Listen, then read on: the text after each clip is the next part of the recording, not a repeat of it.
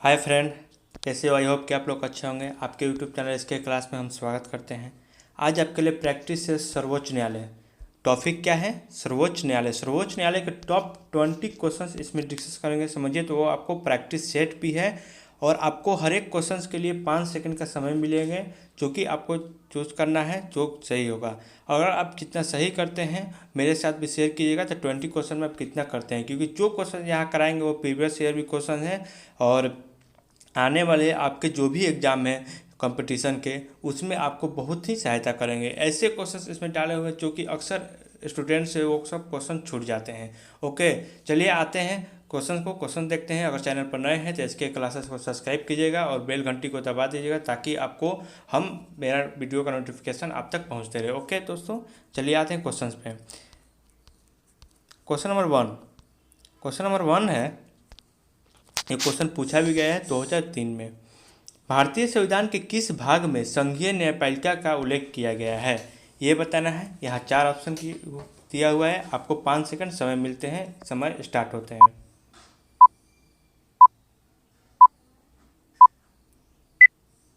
समय समाप्त हुआ। आपको इसका आंसर होगा डी, भाग 5। भाग 5 में भारतीय संविधान के न्यायपालिका का उल्लेख किया गया है। ओके, चलिए आते हैं नेक्स्ट क्वेश्चन नंबर 2।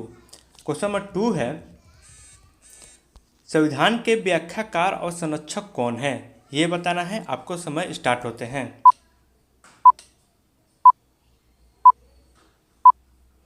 समय समाप्त हुआ। आपको इसका आंसर होगा सी, सर्वोच्च न्यायालय। सर्वोच्च न्यायालय जो है संविधान के व्याख्याकार का संरक्षक है। ओके, चलिए आते हैं next question number 3। I hope कि आपको क्वेश्चन अच्छा लगा होगा और आप क्वेश्चंस को सॉल्व भी कर रहे होंगे। ओके, क्वेश्चन नंबर 3 है, भारतीय संविधान की व्याख्या करने का मुख्य अधिकारी कौन है? ये है, आपको बताना है।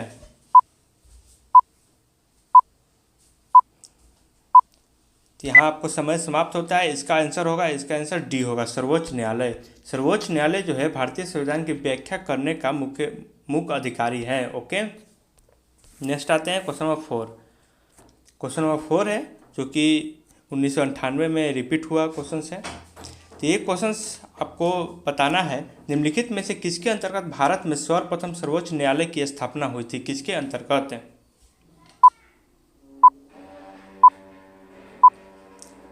तो यहाँ समय समाप्त होते हुए आपका इसका आंसर होगा 4 का ए, रेगुलेटिंग एक्ट 1773। रेगुलेटिंग एक्ट 1773 आया था, उसके अंतर्गत भारत में सर्वप्रथम सर्वोच्च न्यायालय की क्या हुई थी? स्थापना हुआ था। ओके, आते हैं next question number 5। Question number 5 है, भारत में सर्वोच्च न्यायालय की स्थापना हुई थी कब?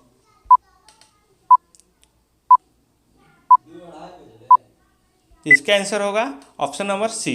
इसका भारत सरकार अधिनियम 1935 के अधीन भारत सर्वोच्च न्यायालय की स्थापना हुई थी। 1935 के अधीन हुआ था। ओके, ये भी क्वेश्चन रिपीट हुआ है, बीपीएससी के एग्जाम में 1998 में पूछा गया था। आते हैं नेक्स्ट क्वेश्चन नंबर 6।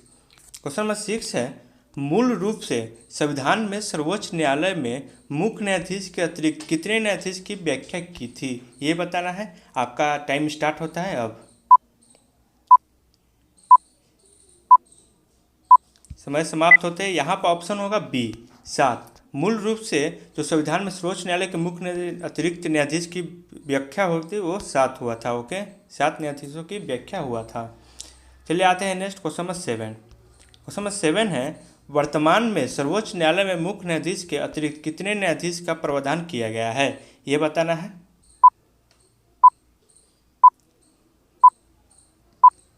तो इसमें होगा option number D, option number 30 होगा, क्योंकि 30 न्यायाधीशों की प्रावधान किया गया था। ओके, आते हैं नेक्स्ट क्वेश्चन नंबर 8।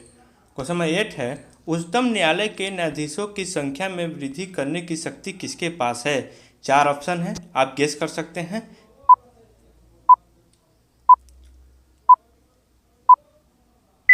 आपका टाइम समाप्त होता है। तो इसमें होगा option number B. Option number B क्या कहता है? संसद। तो उच्चतम न्यायालय के न्यायाधीशों की संख्या में वृद्धि करने का शक्ति किसके पास है? संसद के पास है। याद रखिएगा दोस्तों आप लोग मेरे चैनल पर नए हैं तो इसे सब्सक्राइब कीजिएगा, ताकि आप तक मेरा वीडियो को पहुंचते रहे। ओके, चलिए आते हैं क्वेश्चन नंबर 9। क्वेश्चन नंबर 9 है, सर्वोच्च न्यायालय के न्यायाधीशों की निम्न में से कौन सी अर्हता होनी चाहिए? ये बताना है। ये आप लोग का 4 ऑप्शन है, देख लीजिए यहाँ पे।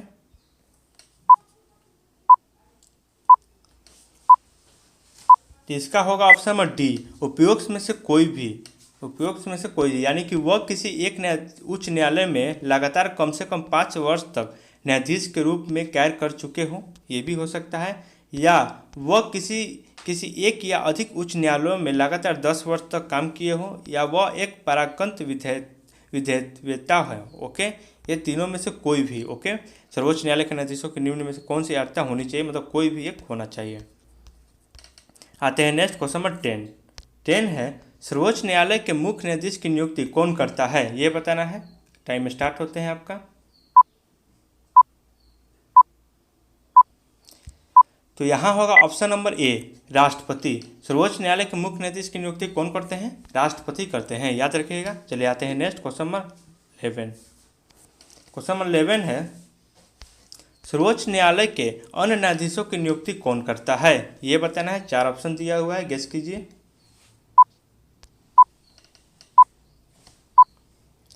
तो यहाँ होगा ऑप्शन नंबर सी, सर्वोच्च न्यायालय के मुख्य न्यायाधीशों की परामर्श से राष्ट्रपति। ओके, सर्वोच्च न्यायालय के अन्य न्यायाधीशों की नियुक्ति कौन करते हैं, सर्वोच्च न्यायालय के मुख्य न्यायाधीश उसके परामर्श, मतलब वो सलाह देते हैं, उसके सलाह पर राष्ट्रपति करते हैं नियुक्ति। ओके, आते हैं next question number 12। Question number 12 है भारत के कार्यवाहक मुख्य न्यायाधीश की नियुक्ति कौन करता है।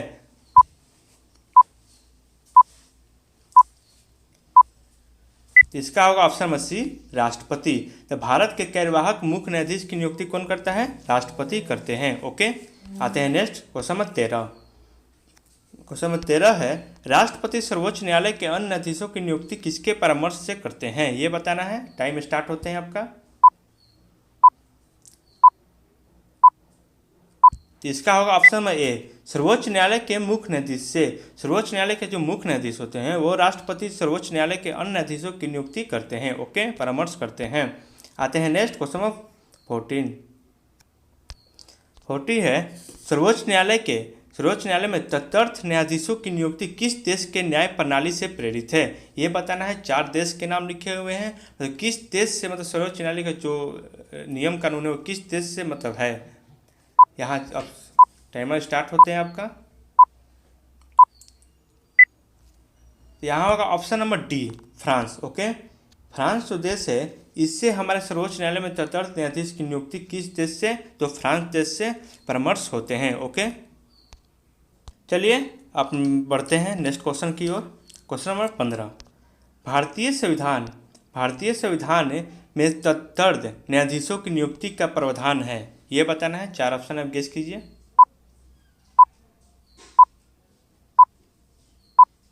तो यहाँ होगा ऑप्शन नंबर डी, इनमें से सभी। तो सर्वोच्च न्यायालय द्वारा, उच्च न्यायालय द्वारा, जनपद और सत्र न्यायालय द्वारा। ओके, भारतीय संविधान में तदर्थ न्यायाधीशों की नियुक्ति का प्रावधान किया गया है। चलिए आते हैं नेक्स्ट क्वेश्चन नंबर 16 है दोस्तों, आरआरबी के एग्जाम में, रेलवे के एग्जाम में ये पूछा हुआ क्वेश्चन है। जब राष्ट्रपति और उपराष्ट्रपति दोनों के पद खाली हो, ओके, तो उनका काम कौन करेगा, ये बताना है। टाइम आपका स्टार्ट होता है अब।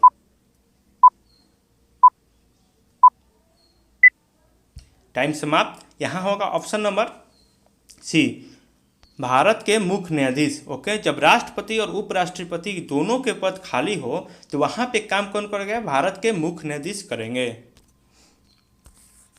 आते हैं नेक्स्ट क्वेश्चन नंबर 17 है दोस्तों, निम्नलिखित में से भारत के किस मुख्य न्यायाधीश ने राष्ट्रपति के रूप में काम किया है, ये बताना है।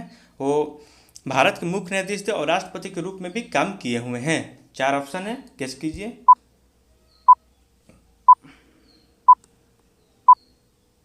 यहाँ आपका समय समाप्त होता है। तो यहाँ होगा option number A, justice M Hidayatullah.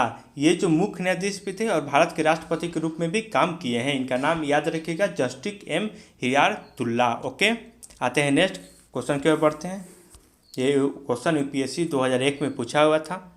Question number 18, सेवानिवृत्ति के पश्चात सर्वोच्च न्यायालय के न्यायाधीश वकालत कर सकते हैं किसमें। 4 ऑप्शन है, गेस कीजिए।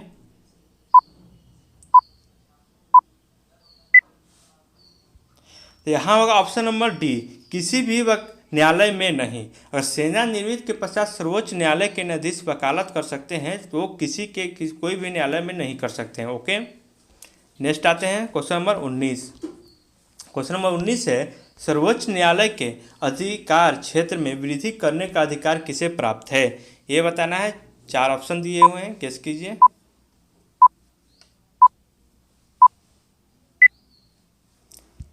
समय आपका समाप्त होता है। इसका होगा ऑप्शन नंबर सी, संसद। तो सर्वोच्च न्यायालय के अधिकार क्षेत्र में वृद्धि करने का अधिकार किसके पास है? संसद के पास है। ओके, चलिए आज का last question, question number 20 question है, सर्वोच्च न्यायालय में न्यायाधीश कामकाज के लिए किस भाषा का प्रयोग करते हैं?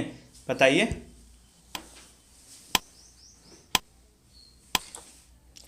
तो यहाँ को आपका समय समाप्त होता है। इसका ऑप्शन होगा बी, अंग्रेजी। तो सर्वोच्च न्यायालय में न्यायाधीश जो काम करते हैं वो अंग्रेजी भाषा में करते हैं। तो दोस्तों मैंने आपको यहाँ 20 क्वेश्चंस कराए जो कि मोस्ट इंपॉर्टेंट VVI है, जो कि आपके एग्जाम में बहुत ही केयरफुल रहेगा। सर्वोच्च न्यायालय से यहाँ आपको मालूम है कि यहाँ आपको टॉपिक बाई टॉपिक पूरे क्वेश्चंस कराए जाते हैं, जो कि आप कराया गया है। और ये आपको करंट अफेयर भी मंथली और वीकली भी कराया जाता है।